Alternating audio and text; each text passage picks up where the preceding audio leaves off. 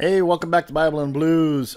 We are going to continue on with Rooms with Micah Taylor, and we're on chapter 6 of this book. He has been in Seattle. He's trying to figure out some really puzzling things, like the amount of miles he put onto his car, 16,000 miles on a trip from Seattle to Oregon. So that's all. And it's only about a 200-mile drive, you know? And he has some missing time, missing events going on. He has that he doesn't understand. So, chapter 6, we begin with Micah. So, let's go ahead and begin. Freedom, sweet freedom. Micah walked out of his office Thursday evening at 6:30 and took a deep breath. Free of having to give Julie an answer he wasn't ready to give, free of the grind. He used to love the rush of Rimsoft. 70-hour work weeks were never a problem. Were, past tense. He could get used to a 40-hour work week. Plus, it would feel good to get away from what had become Seattle's version of Bizarro World. The missing racquetball game, the cross-country trip his car took by itself gnawed at his mind like a gopher on steroids. Not to mention the framed ink cover that decided to do a Houdini vanishing act. Wait, Houdini was the escape artist. Perfect. That's exactly what Micah would do. In the morning, he woke up to the roar of the ocean. His escape from the unexplained weirdness in Seattle would be complete. There was no plan for the weekend. His Seattle life was so scheduled and under such control, having no agenda unsettled him for a moment. But as his car chewed up the miles from Jack Johnson's soothing guitar and vocals purring in the background, he allowed himself not to know what the next 3 days would bring. When he reached Astoria, he shot up a quick prayer. Couldn't hurt. The first 2 times it stuck in his throat. The third he said, God, I don't know if you hear me anymore, but this house, it draws me, it scares me, both at the same time.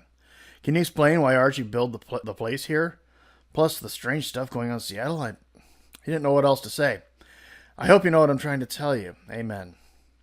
God was silent, but God had expected him to be, so it was all right. When Micah arrived, he set down his bags and went straight to the master bedroom and crashed. He didn't move again until just after 7 the next morning.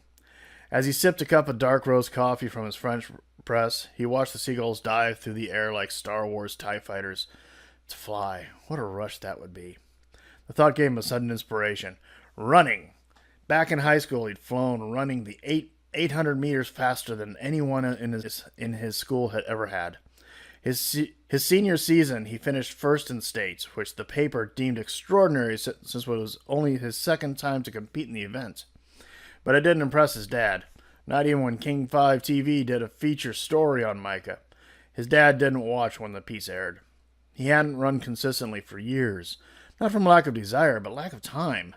Now, at least for 2 days, he had an abundance. He threw on a windbreaker and headed south toward Hug Point. He'd discovered the spot on the internet a week before. The tide in front of the point never got low enough to allow people to walk around it on the sand. In the late 1800s, settlers working their way up the coast solved the problem by blasting out a massive section of the rock that jutted into the ocean.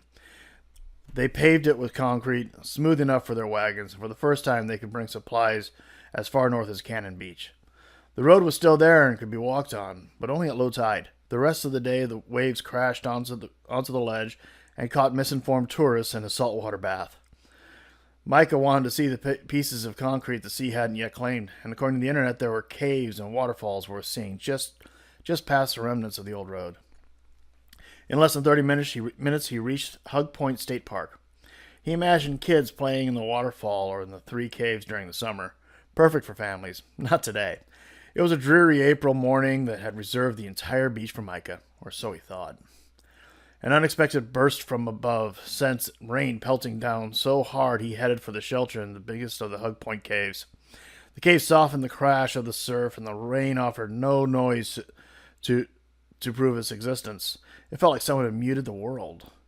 He saw no movement from his vantage point. He could be the only one left on Earth, and he wouldn't know it. The cave walls were almost black and slick with moisture. A crack ran along the ceiling, widening as it zigzagged toward the wall. Nothing to worry about. It would take a quake to make this thing collapse. Micah took 2 steps toward the entrance. 10 seconds later, a man in a baseball hat blue sweatshirt and black workout shorts, half ran, half walked toward him.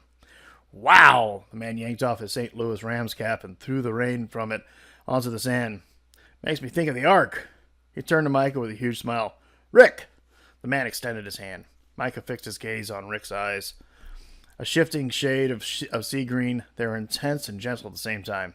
He was a bit taller than Micah, maybe 6'2", with thick hair the color of sandstone, just starting to grow gray. Micah liked him immediately. He introduced himself and shook Rick's hand. After they both commented on the forecast for the next few days, Micah asked Rick if he was a local. Lived here a little over a year. What do you do? Oh, take walks on the beach, read good books. Love watching old movies on rainy Saturdays.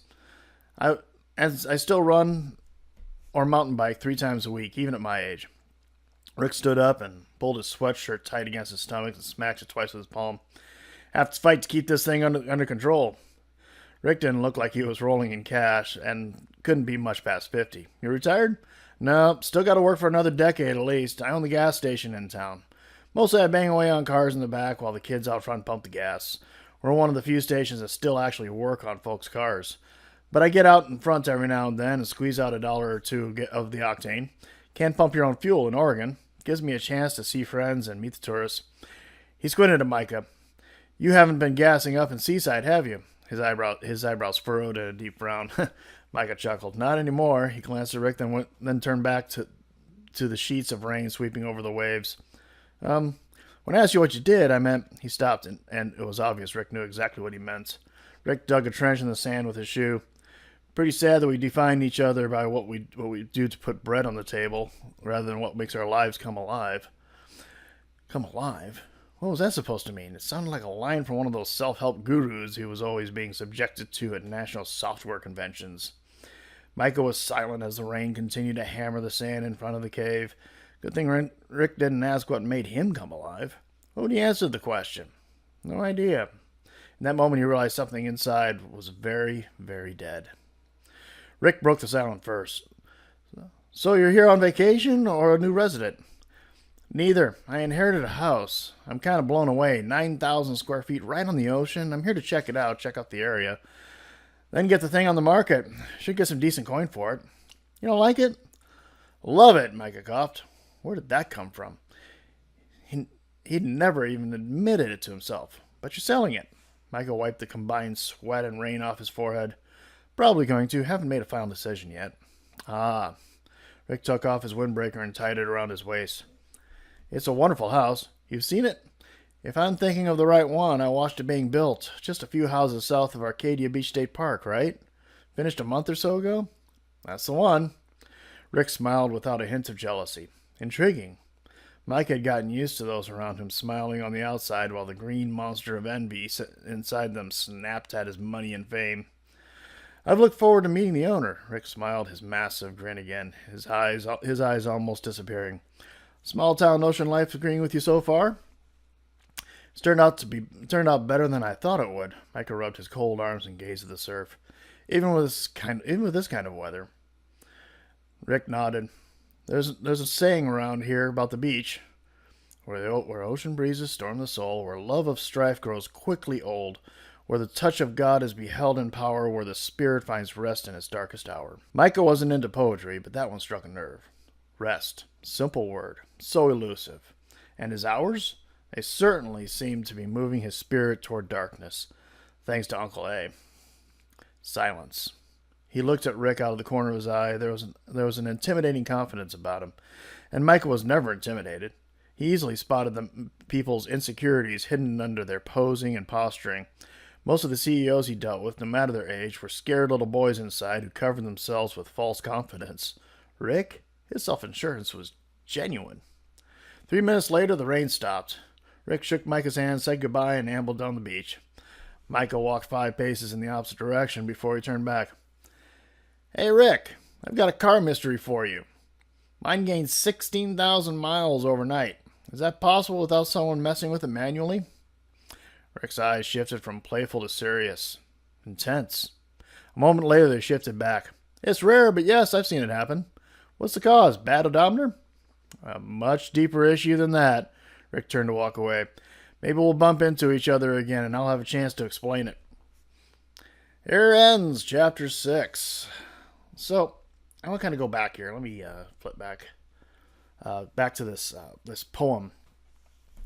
Where ocean breezes storm the soul, where love of strife grows quickly old, where the touch of God is beheld in power, where the spirit finds rest in its darkest hour. That's a good poem, and you know, anybody who's lived in a stormy beach area, East Coast, West Coast, Europe, doesn't matter.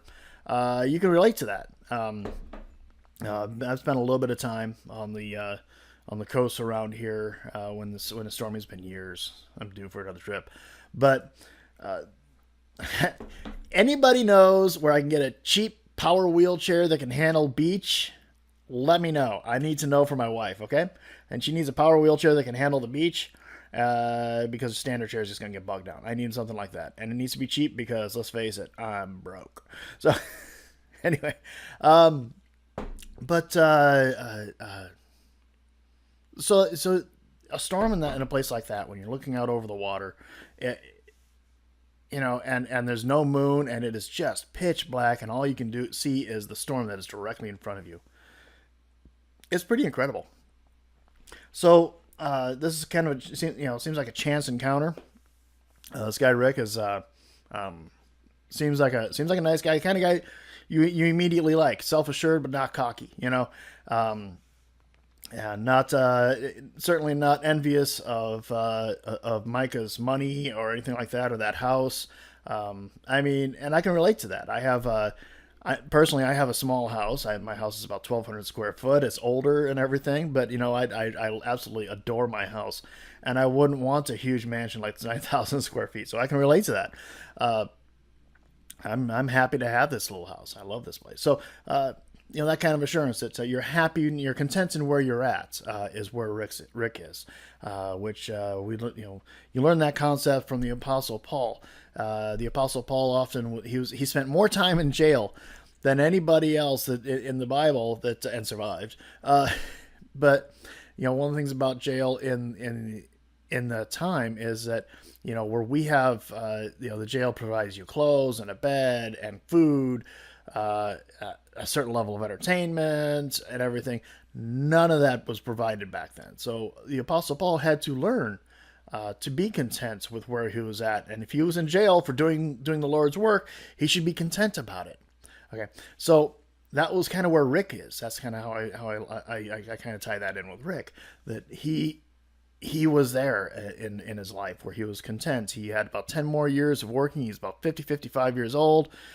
Kept himself in good shape, better shape than I do, me. And lives in a great place, but lives a simple life, but is very content with his life. How do you feel about that? How are you are you content with your life, with where you are, with your lot in life, and where things are at? And if not, what would you change to make it better? How would you do it? And where's your faith in relation to making that change?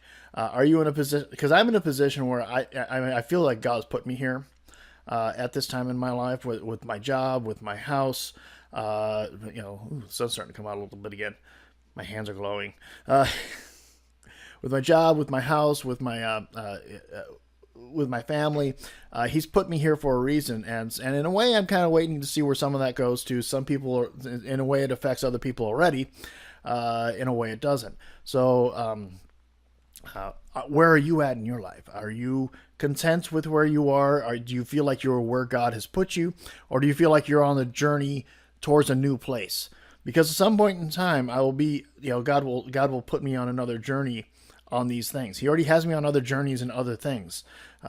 And so, if you place your faith in God, he probably isn't going to have you sit still for very long most of the time. There you go. So I kind of like how the light's playing off of this area down here, with my hands and everything. I kind of like that. So anyway, I'm going to get going. It is still Sunday morning, relatively early in the day. I have a lot to do. Probably put out something to do with music later. I was actually kind of thinking, and I want to mention this. There's been a much ado. I mean, let's face it, we're in talking about moving and change and how people don't like change, people don't like this, people don't like that. Some change is good, some change is bad, right? Let's face it. If your change is going from having, like in my case, I love my little house. What if my change is to lose my house? Okay, I'm not going to enjoy that. Okay, so we're in a change in our country here in the United States, with our whole political system is in upheaval. And the mainstream media, the alphabet media. I'm a YouTuber, so I'm kind of you might know where I'm going with this. Is not what you would call a trusted media now, and so this whole change involved in where we get our news from and where we get our information from. There's big changes happening in that. And I'm going to do a video on that. I think I might do a video on that, so stay tuned for that. I've got some ideas in my head. I have to do a bunch of research first to make sure I'm at least giving you something close to the straight facts. So, hey, God bless. Have a great day, and I'll talk to you later.